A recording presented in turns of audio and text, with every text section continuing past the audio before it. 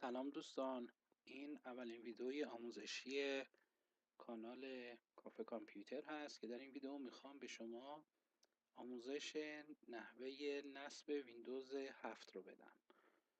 برای نصب ویندوز اولین کاری که انجام میدید بعد از اینکه CD ویندوز رو داخل CD رام یا DVD رامتون قرار دادید، کامپیوتر رو که روشن میکنید همون زمانی که هنوز نوشته های سفید میاد و صفحه مشکی هست، باید دکمه دیلیت رو همینطوری پشت سر هم فشار بدید تا وارد محیط بایوس سیستم بشید. روی بعضی از کامپیوترها به جای دکمه دیلیت F2 رو باید فشار بدین روی کیبورد و روی بعضی از کامپیوترها هم دکمه اسکیپ رو یا ESC رو.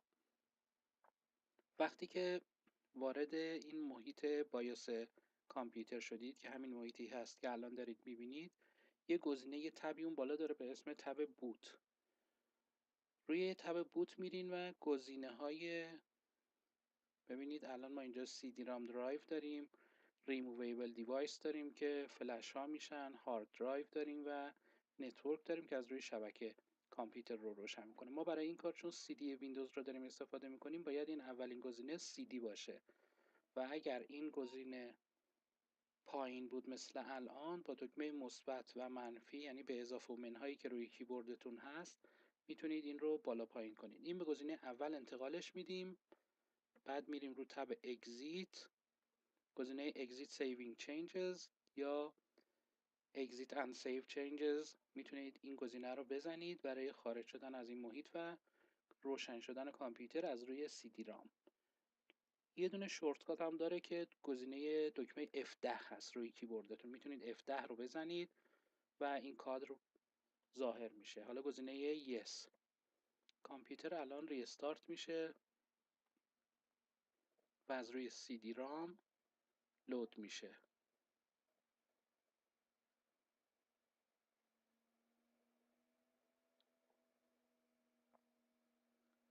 خب این منوی اولیه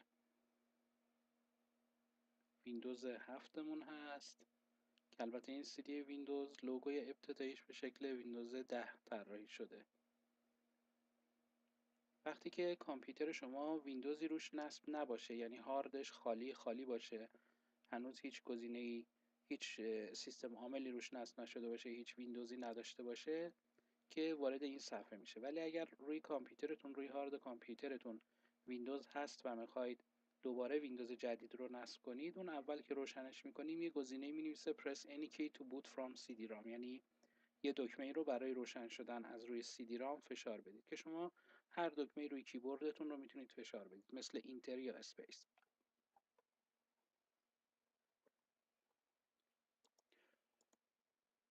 خب اینجا این صفحه ستاپ ویندوزمون ظاهر میشه. این گزینه‌های اولی رو نمیخواد عوض کنید.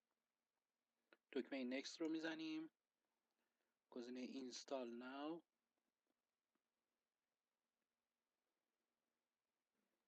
و وارد مرحله نصب میشیم. CD هایی که توی بازار هست ممکنه کمی ظاهرشون با این متفاوت باشه. این الان این CD که من نصب کردم، دارم نصب میکنم، ظاهرش شبیه ویندوز 10 هست. خب ما ویندوز 7 آلتیمیت 64 بیت رو میخوایم نصب کنیم. روش کلیک میکنیم. الان این از CD که من دارم دو نسخه پروفشنال و آلتیمیت ویندوز 7 رو داره، در دو نسخه 64 بیت و 32 بیت که من 64 بیتش رو میخوام نصب کنم. روش کلیک میکنم، گزینه نکست.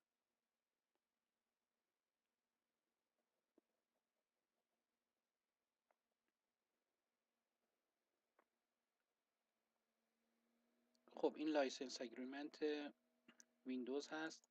تیک I accept رو میزنیم. I accept the license terms. next. این گزینه اولی نه، گزینه دومی که نوشته custom install windows only advanced، این گزینه دوم رو کلیک میکنیم.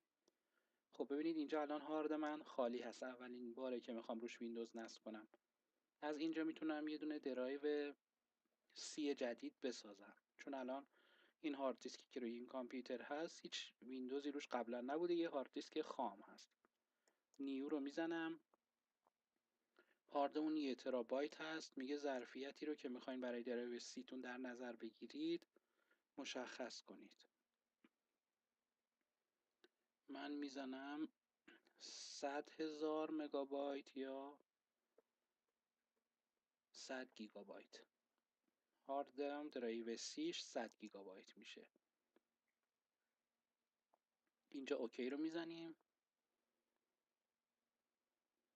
خب ببینید یه دونه درایو برای من ساخت 97.3 همون حدود 100 میشه. و اگر قبلا ویندوز روی کامپیوترتون نصب بوده باشه، شما روی درایو سیتون که اینجا میبینیدش اولین گزینه هست، این اولی سیستم ریزرو نوشته، این مال خود سیستم هست، اینو شما نمیتونید تغییرش بدید. بعد از این سیستم ریزرو اولین گزینه‌ای که میبینید درایو سیتون هست. اگر شما ویندوز قبلا نصب کرده باشید، به این مرحله که رسیدید گزینه فرمت رو میزنید. فرمت، اوکی. خب حالا بعد از اینکه کادر فرمتش رفت و تموم شد، گزینه نکست و شروع میکنه نصب ویندوز. یه چیز حدود یه ربع طول میکشه تا این فایل ها کپی بشن، یه ربع تا 20 دقیقه. من برای اینکه حالا صرفه جویی بشه در این مدت زمان ضبط ویدیو رو پاز میکنم تا این کادر بره. خب اینجا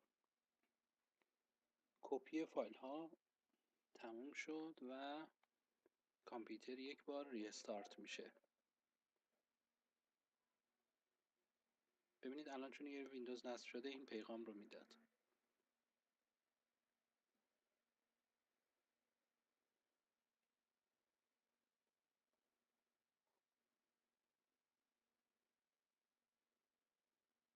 خب اینجا این نصب ویندوز همینطوری ادامه پیدا میکنه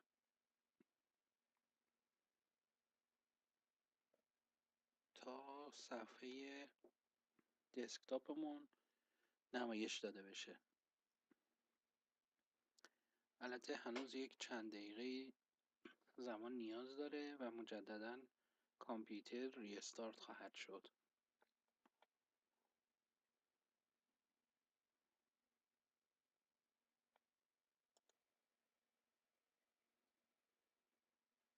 خب اینجا ویندوز داره تنظیمات رجیستری رو انجام میده و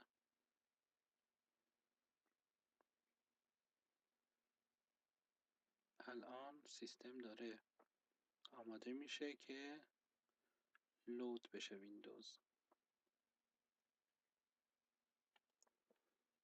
خب مجددا این صفحه کپی شدن فایل ها و نصب ویندوز میاد و عملیات نصب ادامه پیدا میکنه تا به پایان برسه. خب مجددا سیستم ریستارت شد و همچنان مراحل نصب ویندوز ادامه داره.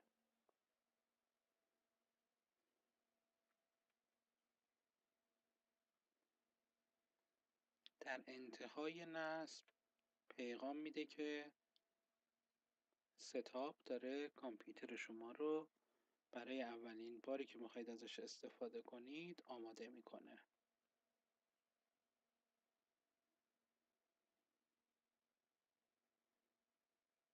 خب اینجا داره کارت گرافیک رو تست میکنه.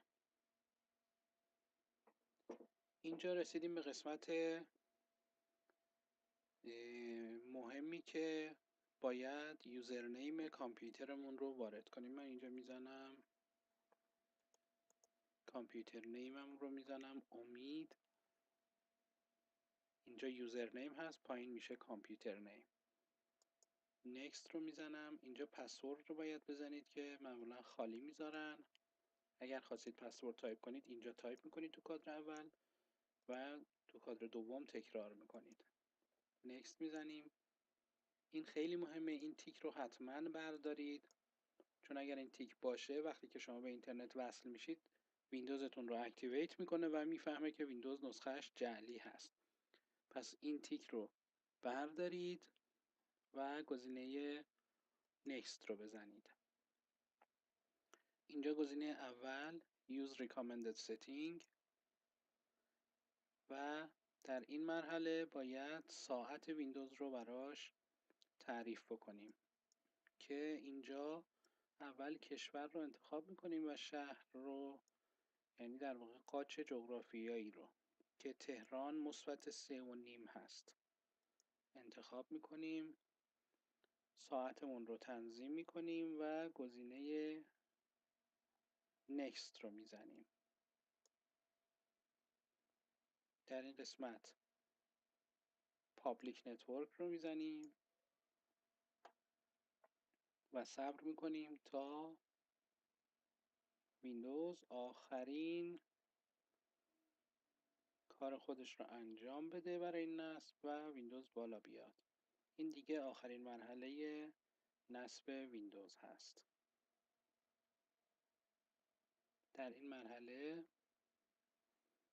با توجه به CD که شما خریداری کردید، بعضی از CD ها بعد از اینکه ویندوز نصب شد خودشون به صورت اتوماتیک کرک ویندوز رو فعال میکنن که شما بتونید از ویندوز استفاده کنید، ولی بعضی از CD ها باید خودتون به صورت دستی برید وارد کرکش بشید، کرکش رو اجرا کنید تا ویندوزتون رو فعال کنه. خب همینطور که میبینید صفحه ولکام ویندوز نمایش داده شد و الان برای اولین بار دسکتاپ ویندوز جدیدتون رو خواهید دید.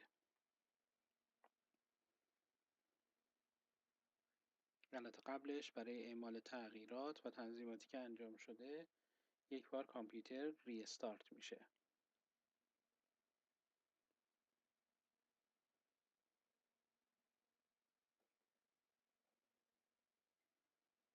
خب اینجا هیچ کاری نمی کنید تا این صفحه بره.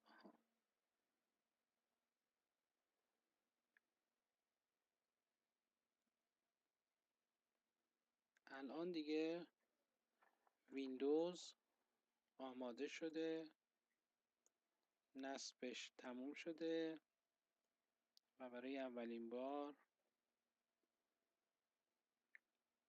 ویندوز میخواد بالا بیاد.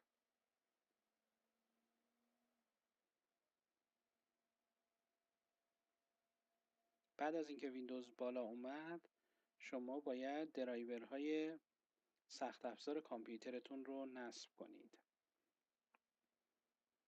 که توی ویدیوهای بعدی راجع به نصب درایورها هم حتما صحبت خواهم کرد. این ویدیو فقط مختص نصب ویندوز 7 هست.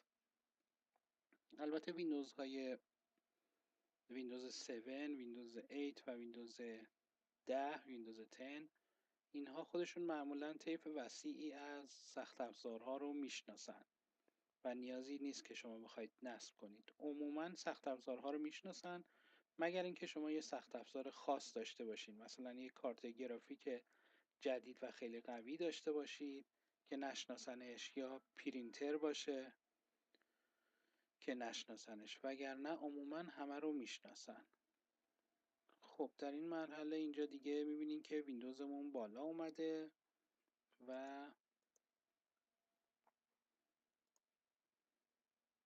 این هم درایو سی ما که ما الان یک دونه درایو رو همون 97.3 که پارتیشن بندی کرده بودیم و سخت افزارهامون رو هم ببینید. این ویندوز الان خودش رجیستر شده، ببینید، یعنی این CD به شکلی بود که خودش برنامه رجیستر شدن رو اجرا کرده و سخت افزارهاش هم